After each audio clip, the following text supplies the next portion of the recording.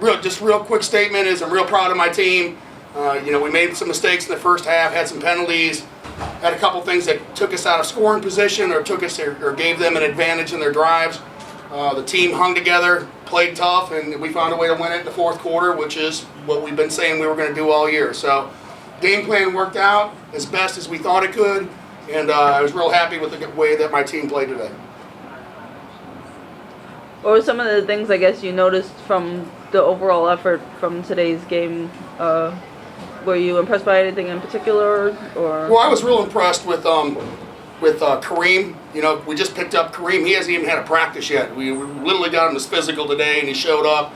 And Mario Fannin had a hip pointer. It's not serious. He'll probably be out of practice a couple days. But he came in and made some really big runs in the fourth quarter. Things we got to work on. We got to secure the ball with the quarterback and the center exchange. They had some similar problems as well. Like any kind of team that's newly put together, we made the mistake on the extra point try, where our right wing wasn't in the game. Could have called a timeout there. It's probably a mistake that I made, so I should have called the timeout there. But the fourth down was big for us. Gave us another series, but I just really liked the way that our defensive line and our offensive line just hung in there and kept keeping us in good down and distant situations. The sequence on the punt with the bad catch and then the safety. We'll talk a little bit about that.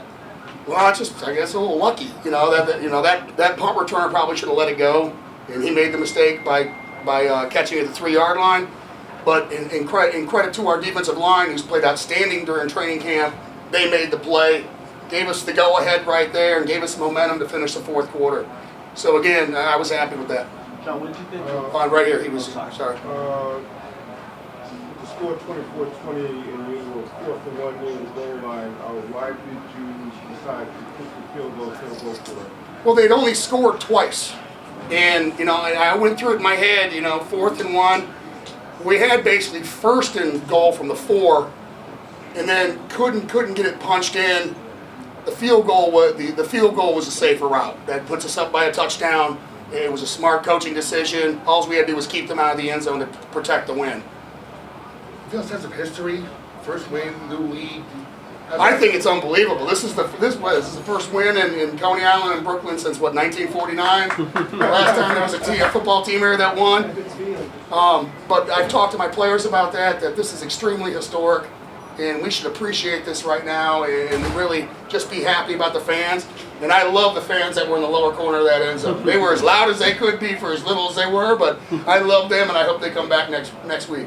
The elements, how do you to play calling on both sides of the ball, dealing with the periodic rain downpours and things like that?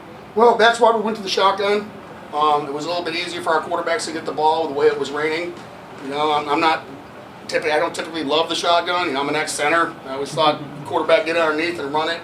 But our quarterbacks felt more comfortable in the gun.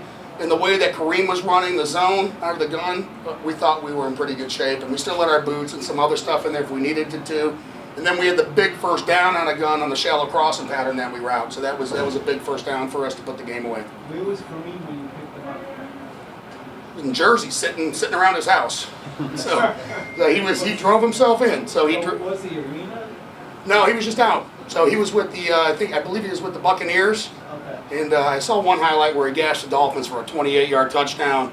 Right. And I was a running back short, and it was his agent was my agent and Wayne Corbett's agent.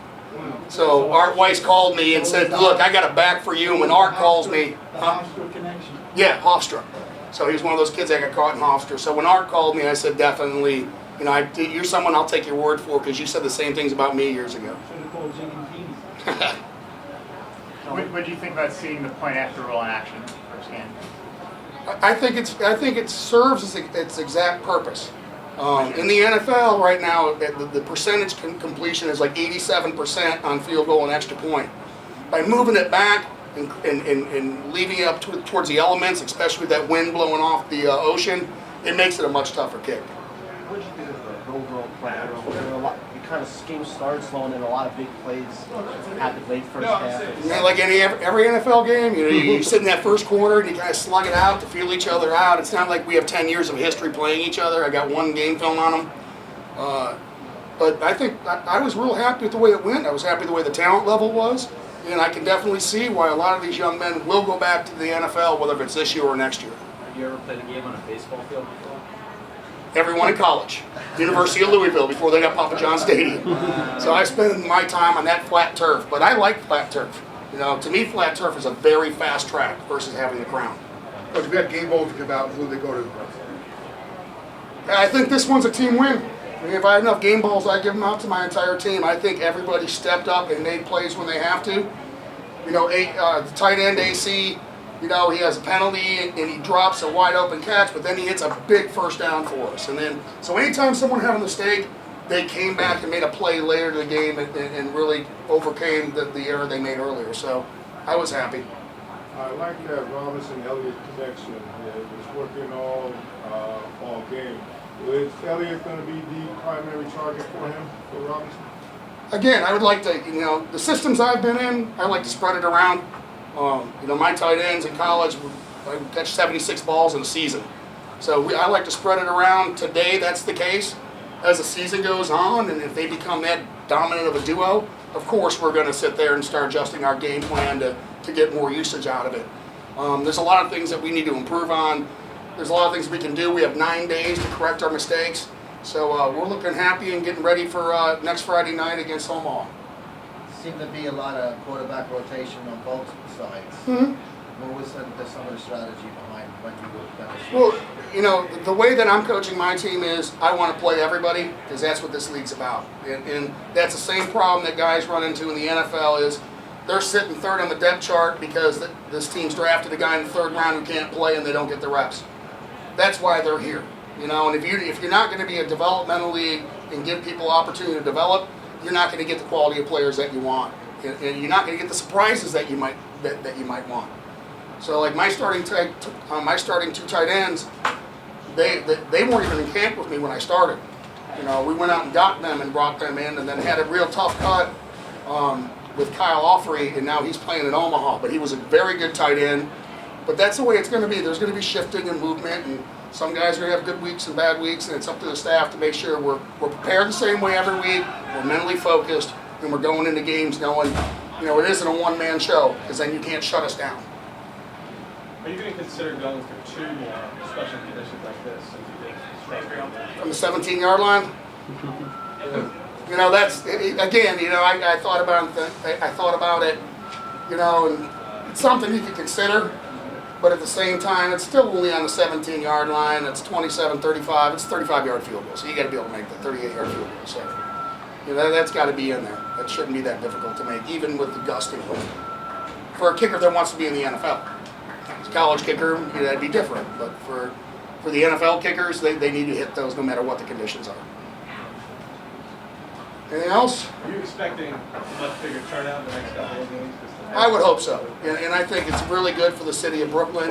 And really, and this is what happened when I was at FAU and we started the program at FAU, the media never got behind us. It was always Miami, and Miami couldn't win then. And it was, you know, then they're talking about Florida and Florida State. And here's FIU and FAU sitting in the hotbed of the best, you know, 300 Division I players a year in the state of Florida, and the media wouldn't get behind them. So if we want more people at this game, it's really going to come down to how you write about us and what your experience was, and you get the people of New York and Brooklyn to realize, you know, we have a pretty good product right here. We have some pretty good young athletes, and it's, you know, you get to be a part of seeing the next generation make it in the NFL who are long shots.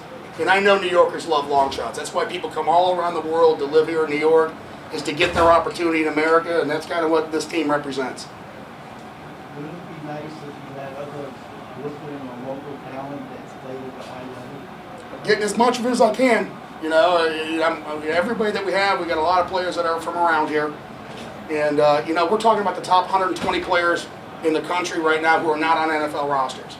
So once you go beyond that 120, now you're kind of grasping at straws. So we know all these young men can play.